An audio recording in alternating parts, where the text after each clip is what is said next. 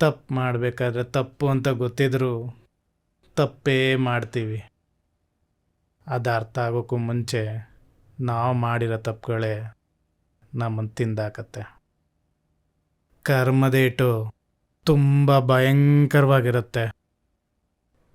ನೀನು ರೌಡಿಸಮ್ಗೂ ಬರೋಕ್ಕೆ ಮುಂಚೆ ದೇವಸ್ಥಾನದಲ್ಲಿ ಪೂಜಾರಿ ಆಗಿದ್ದ, ಉಪದೇಶ ಮಾಡ್ತಾ ಇದೆಯಾ? ಈಗೇನೋ ಒಂದು ಹುಡುಗಿನ ರೇಪ್ ಮಾಡಿ ಕೊಲೆ ಮಾಡಿದ್ದೀನಿ, ಇದೇನು ಹೊಸದಲ್ವಲ್ಲ? ಓ, ಅವಳು ನಿನ್ನ ಮಗಳು ಅಂತ ಕೋಪ ಮಾಡ್ಕೋತಿದ್ಯಾ? ತಪ್ಪೇನಿಲ್ಲ ಬಿಡು. ಆದರೆ ಕೋಪ ಬಂತು ಅಂತ ನಿಗ್ರಾಡಿದ್ರೆ ಕೊಲೆಗೆ ಹೋಗ್ತೀಯ ಅಂತ ಗೊತ್ತಿಲ್ವಾ? ಏನೋ ಗೊತ್ತಾಗದೆ ತಪ್ಪಾಗಿದೆ, ಗೊತ್ತಿದ್ರು ಮಾಡೋದೆ. ಈಗೇನು ನೀನನ್ನು ಸಾಯಿಸ್ಬೇಕಲ್ವಾ? ತಗೋ ಗನ್ನು, ತಗೋ ಸಾಯಿಸು ತಗೋ. ತಾಕತ್ತಿದ್ರೆ ಸ್ಕೆಚ್ ಹಾಕ್ಬೇಕು, ಸ್ಕೆಚ್ ಹಾಕಿದ್ಮೇಲೆ ಮಿಸ್ ಆಗಬಾರ್ದು.